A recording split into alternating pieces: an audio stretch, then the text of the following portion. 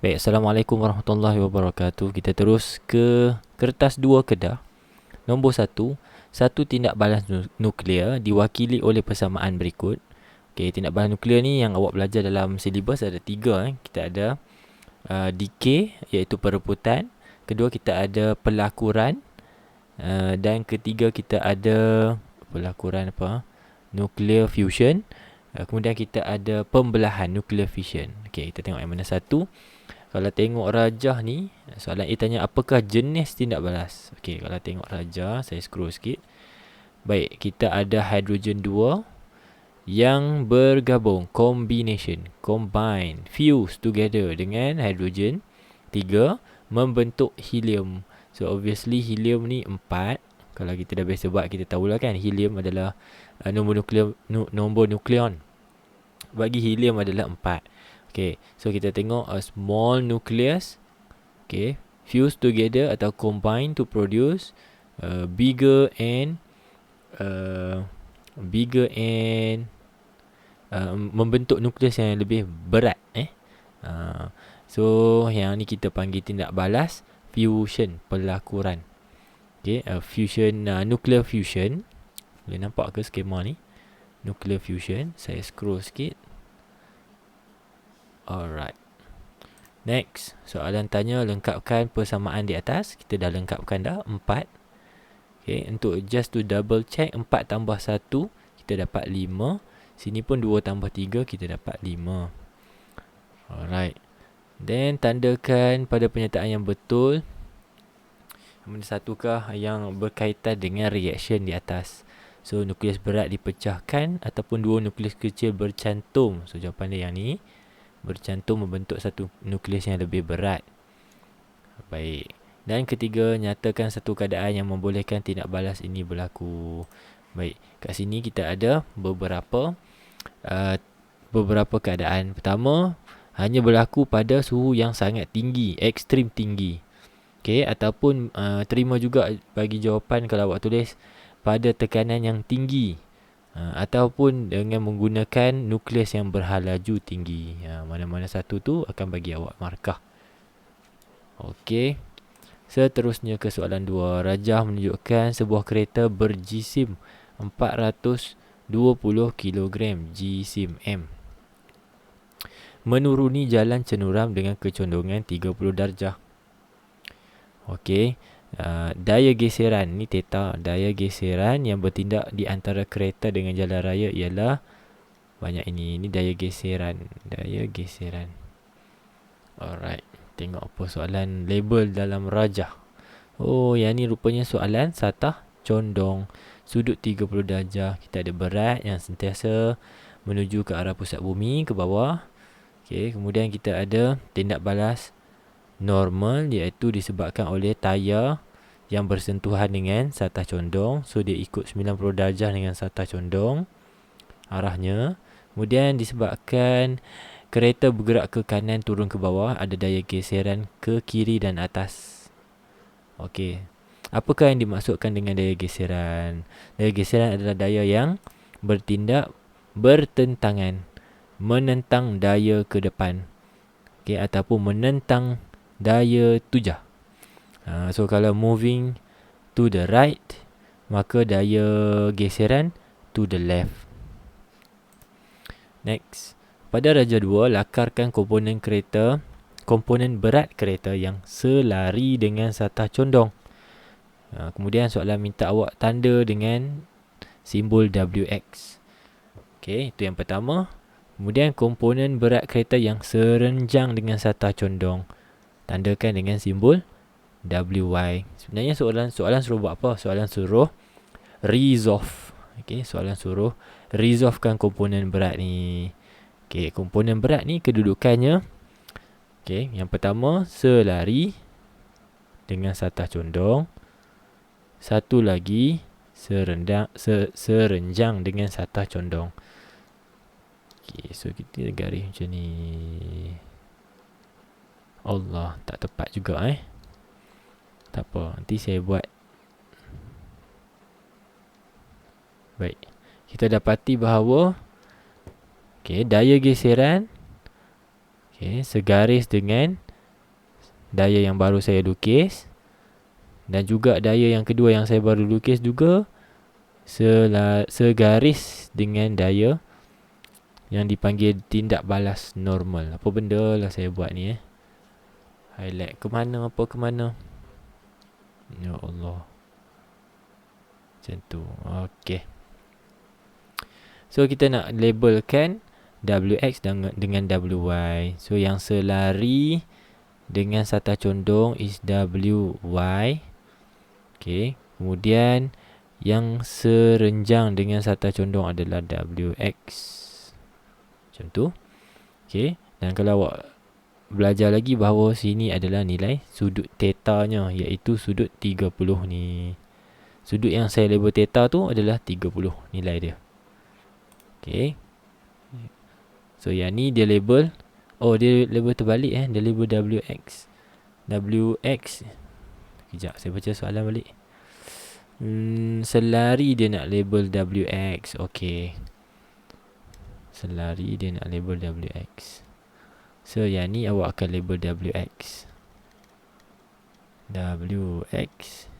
Yang ni awak akan label WY. Okey. Macam tu. Kemudian ada tak soalan suruh kira. Hitungkan daya paduan yang selari dengan landasan condong itu. Daya paduan yang selari dengan landasan. Okey, selari maksudnya yang ni lah. WX dengan frictional force. Okey, bagi yang kenal saya lebih suka melabel bahagian yang saya tanda awal tadi ni. Sebab tu saya tak padam.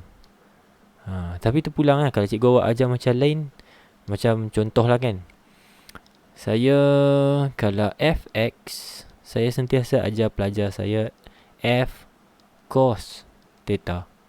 Bagi fy, maka akan jadi f sin theta. Sudut theta sentiasa berada di antara w dengan wx, f dengan fx, t dengan tx. Yang tu cara saya mengajar lah. Makanya disebabkan sini adalah wy, saya tanda ni yang saya ajar pelajar saya tahu. Ini wy, maka sini akan jadi w sin theta. Kita tengok skema jawapan. Betul tak dia pakai sin? Betul pakai sin. So kalau awak belajar dengan wx, nanti awak tertanya-tanya kenapa sini x. Kat sini x pakai cos, tapi bila satah condong x jadi sin. Mungkinlah awak boleh hafal macam tu je. Awak boleh hafal, okey, satah condong dia jadi terbalik. X jadi sin, Y jadi cos. Tapi saya personally saya ajar yang ni WY, yang selari WY, yang berserenjang WX. So saya boleh follow yang ni saja. X akan jadi cos, Y akan jadi sin. Okey. Tapi kalau cikgu awak ajar dengan teknik yang lain dan awak selesa macam tu, tak apa, jangan follow saya buta-buta. Okey. So ni untuk juga disclaimer lah. Baik, yang selari tadi tu adalah resultant force dengan WY. Betul? Saya buka balik raja. Resultant force pula, frictional force dengan WY. So kita samakan dia. Okey, kita samakan. Betul ke dia samakan? Okey, samakan apa? Bukan samakan. Disebabkan kereta ini memecut ke bawah, turun ke bawah, maka daya WY lebih besar dari F. So, padam balik. Salah, dia bukan tak bergerak. So, daya paduan sama dengan WY tolak dengan frictional force. Kenapa WY yang tolak frictional force? Sebab WY, arah kereta adalah dalam keadaan arah WY.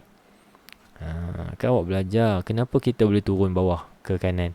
Sebab daya kanan lagi besar dari daya kiri. Sebab tu dia pergi belah sini.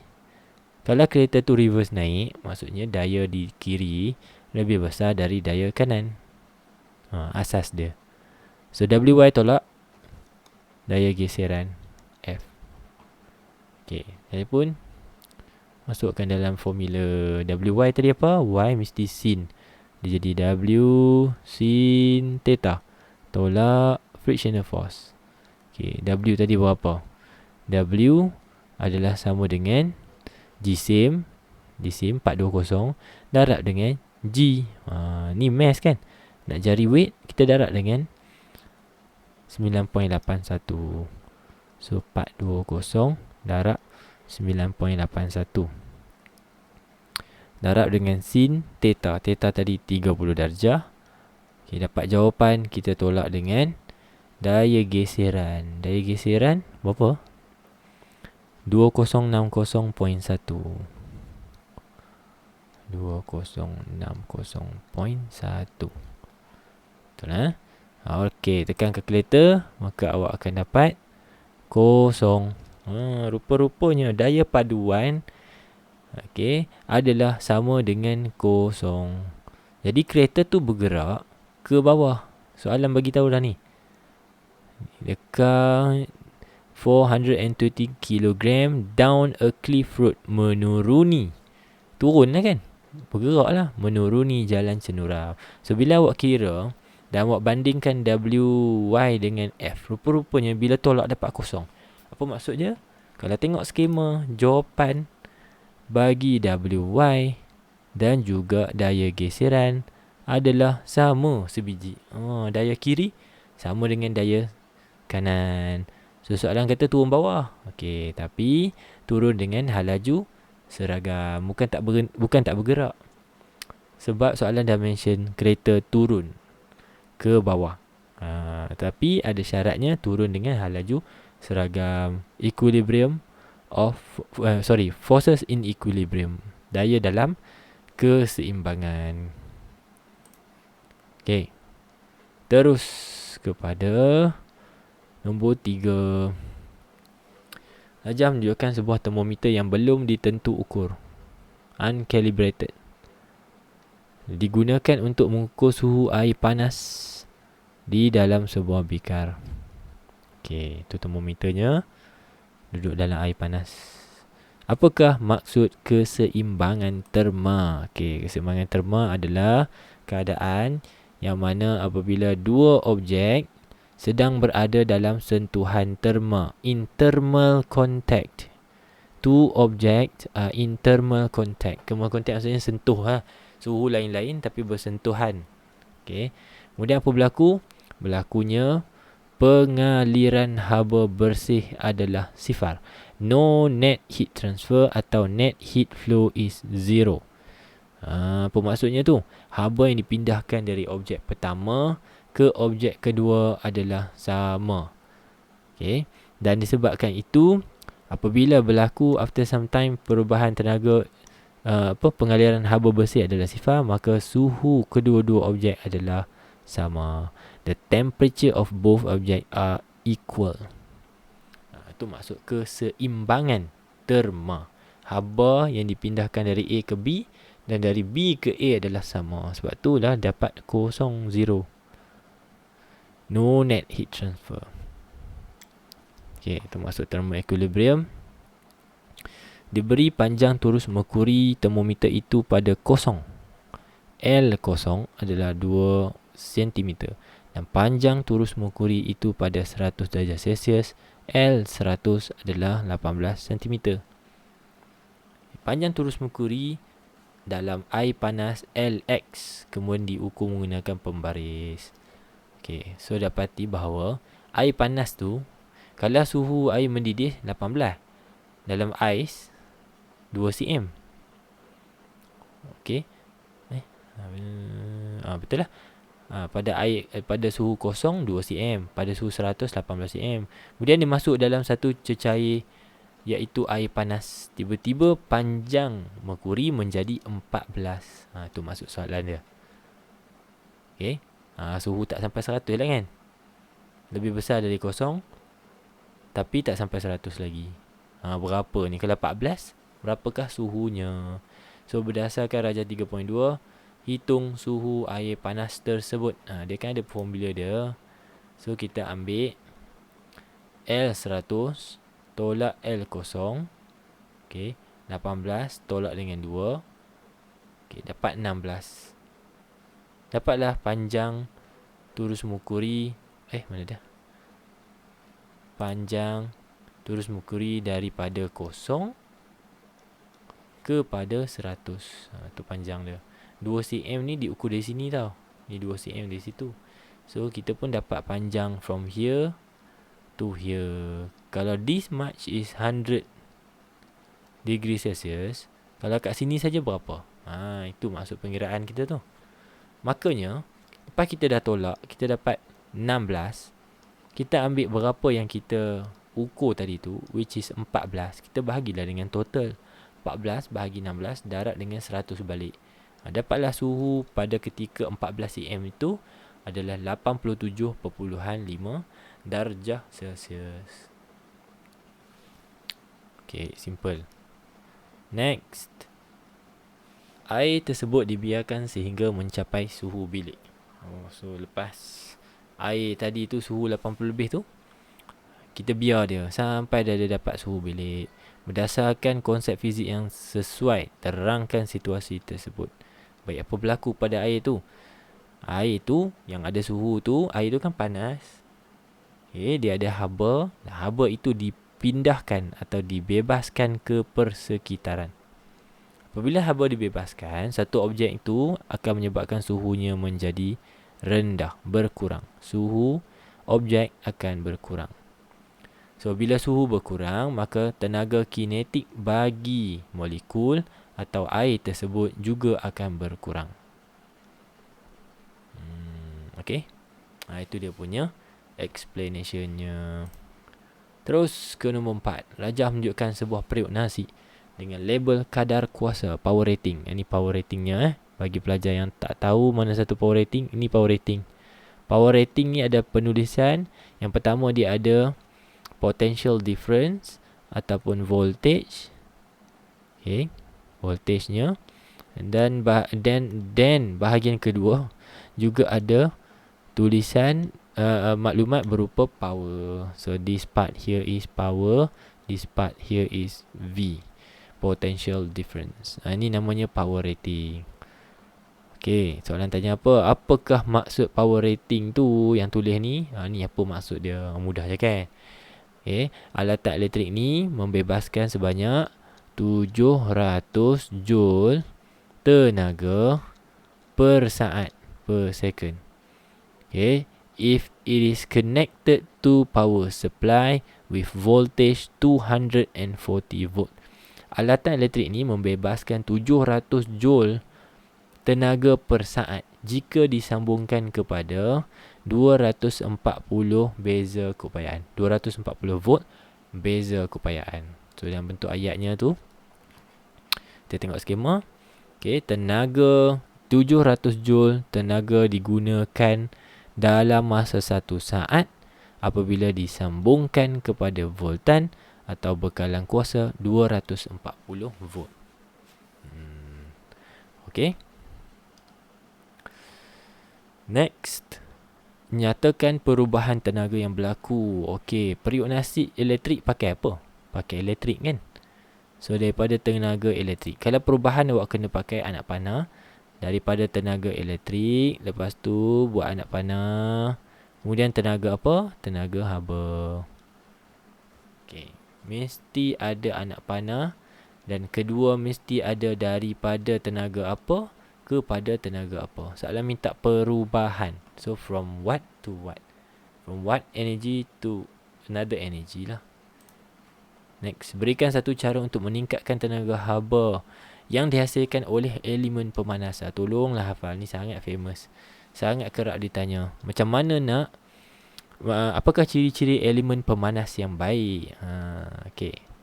So, kita tengok ada beberapa list dia. Boleh tambah bilangan lilitan. Increase the number of turns of coil. Bukan increase the number of turn. Bukan increase the number of coil. Number of turn.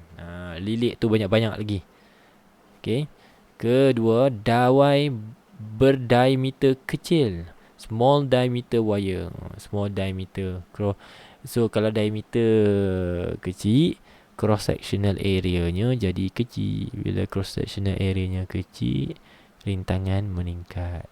Okey, tambah bilangan lilitan menyebabkan wayar makin panjang. Kan lilit banyak, wayar panjang. Juga rintangan meningkat. Atau guna dawai yang ada kerintangan tinggi, resistivity tinggi, bermaksud resistance tinggi. So awak tengok sini, kita kena bagi faktor-faktor yang mempengaruhi rintangan, iaitu yang akan menyebabkan rintangan bagi konduktor bertambah. Semua faktor yang menyebabkan rintangan bertambah. Daripada mana formula ni? Kita tahu rintangan formula dia resistivity darab dengan length bahagi dengan cross sectional area. So 3 faktor tu lah, resistivity, length dengan cross sectional area. Next, periuk nasi digunakan setiap hari selama 1 jam. Time, tapi jam. Okey, saya highlight. Ada jam tu, hati-hati. Kita tak tahu lagi nak pakai saat ke apa kan, tapi highlight dululah. Mana tahu nanti kena tukar ke. Hitung tenaga yang digunakan dalam tempoh 30 hari dalam unit kilowatt jam. Okey. Kalau dalam unit kilowatt jam, kilowatt ni unit bagi power. Okey. Jam ni unit bagi time. Maksudnya formula awak kena pakai P darab T lah. Berapa power? Berapakah kuasa bagi periuk nasi ni? Cuba pergi tengok dekat power rating. 700 watt. Okay. So 700 watt. Awak pun tengok kat sini. Okay, power 700 watt. Maka dia nak dalam kilowatt. Awak kena bahagi 700 bahagi dengan 1000. Okay, darab dengan time 1 jam. Okay, 1 jam ni nak tukar minit ke tukar saat ke, biar. Kita tengok balik kilowatt jam. Okay, tak apalah, biarkan dalam jam. Okay, so 700 bahagi 1000. Macam tu je lah, 700 bahagi 1000. Okay, jangan lupa bahawasanya yang ni untuk 1 hari. Ni 1 hari. Setiap hari dia nak 30 hari. Dah dapat jawapan, awak kena darab dengan 30. Okay, so ni jawapan dia. 700 bahagi dengan 1000, 0.7. So 0.7 darab dengan 1 jam darab dengan 30 hari. Itu jawapan dia. Okay, dah dapat dalam kilowatt jam. Soalan 2 Roman pula tanya, kalau 1 hari kalau 1 unit kerajaan cas awak RM0.218 untuk 1 unit, hitungkan kos kalau digunakan selama 30 hari. Okey, unit ni apa pula? Yang ni kan lower form je kan.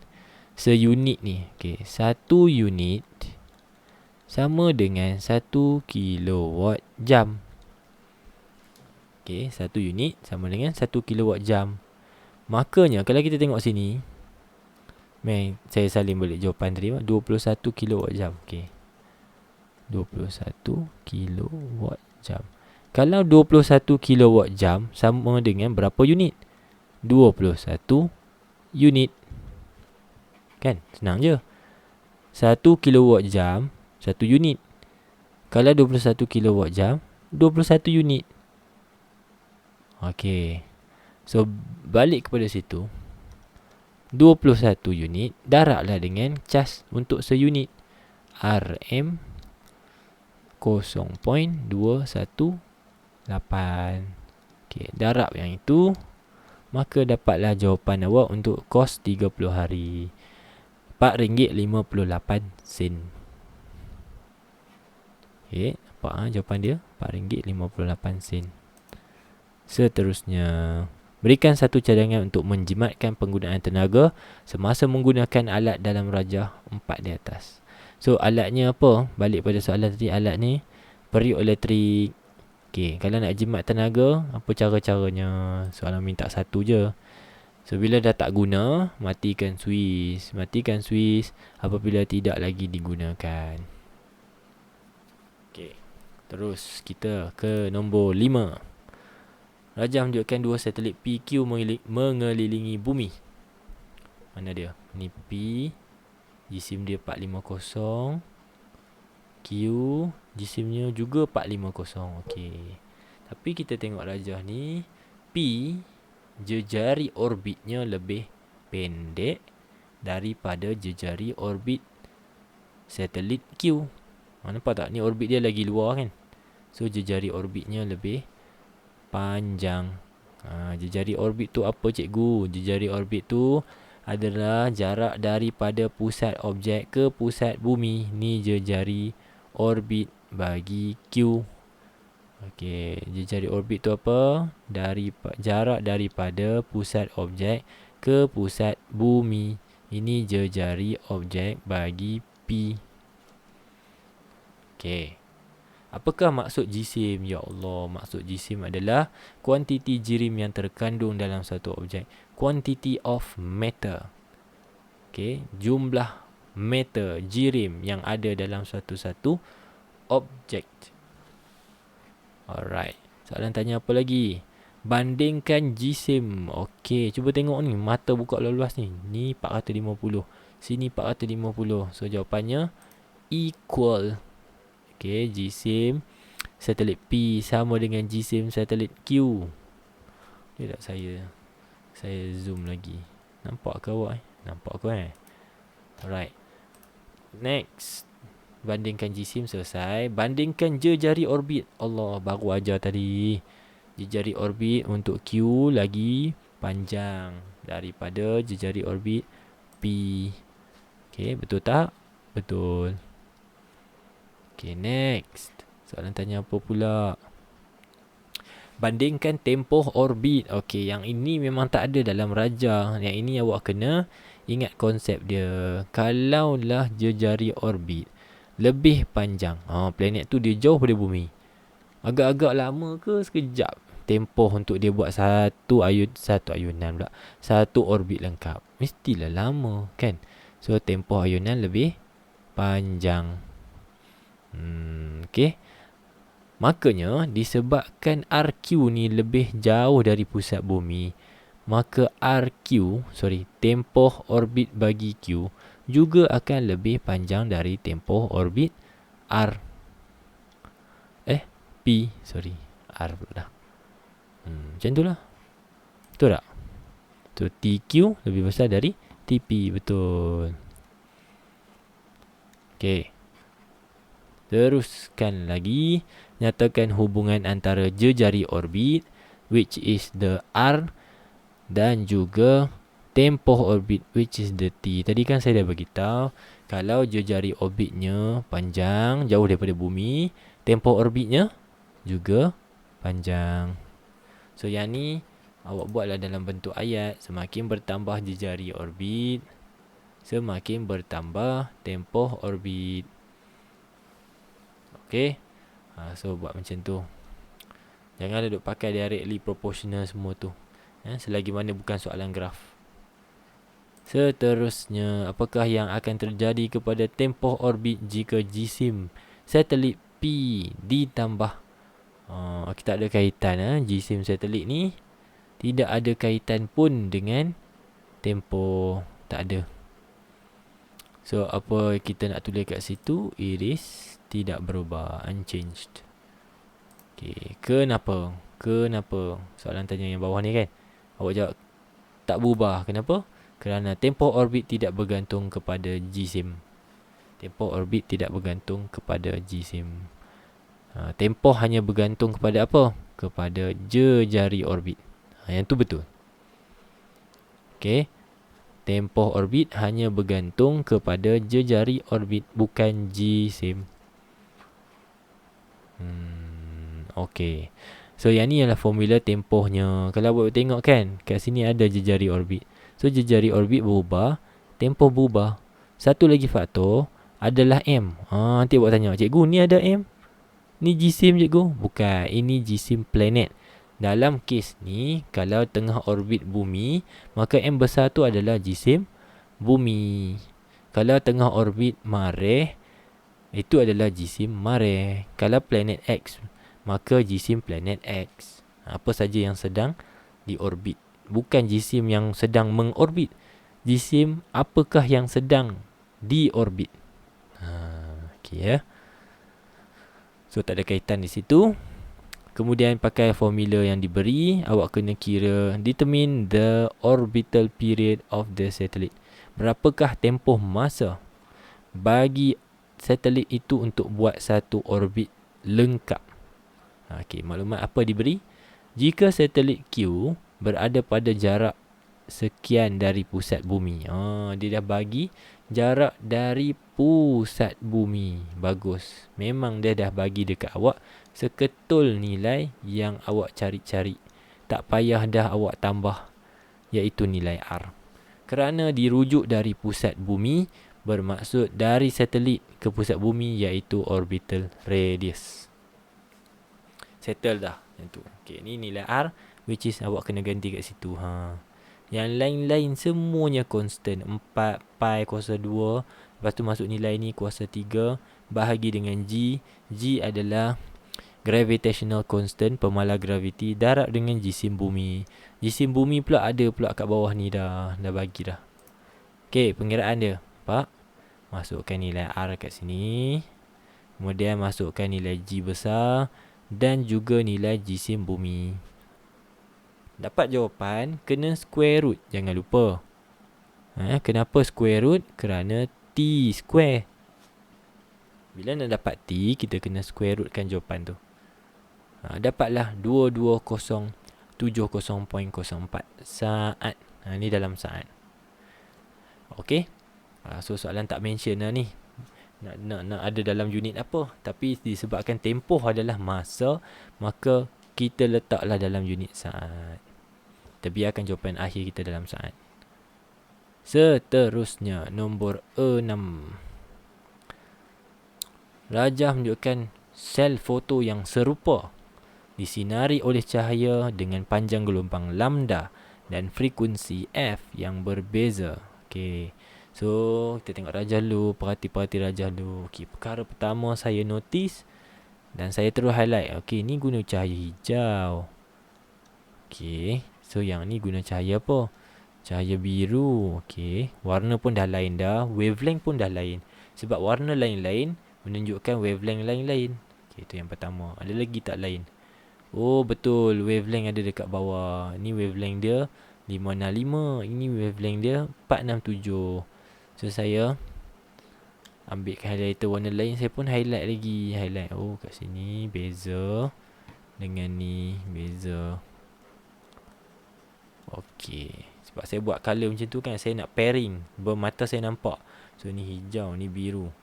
Ni hijau, ni biru. Yang ni 565, yang ni 467. Macam tu.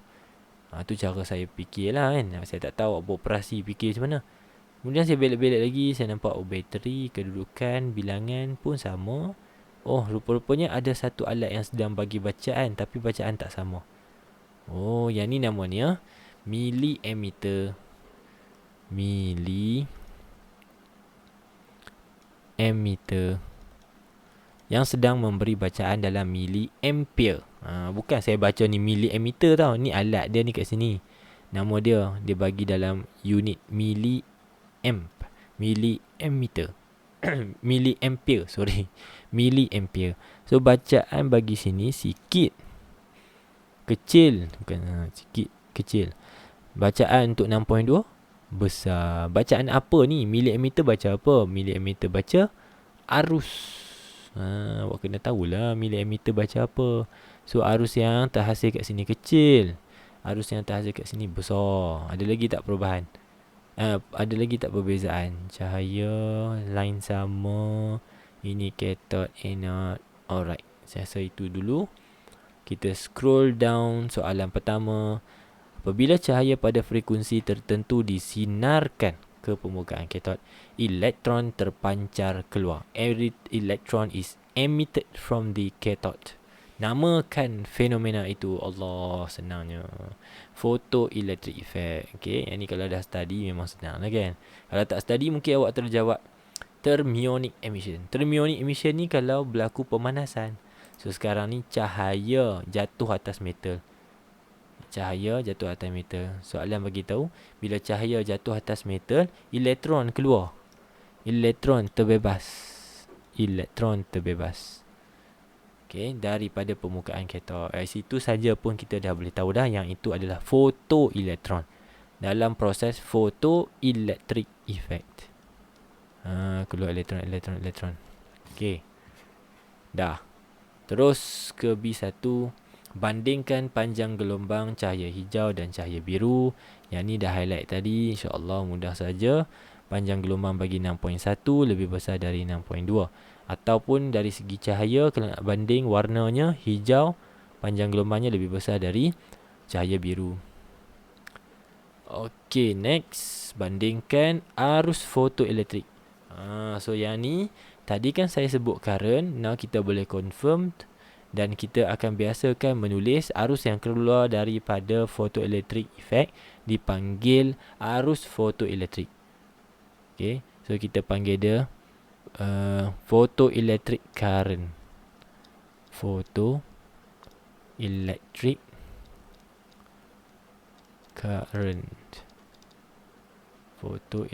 current, which is shown by the milliammeter. So 6.1 sikit, 6.2 banyak. 6.2 lagi banyak dari 6.1, betul.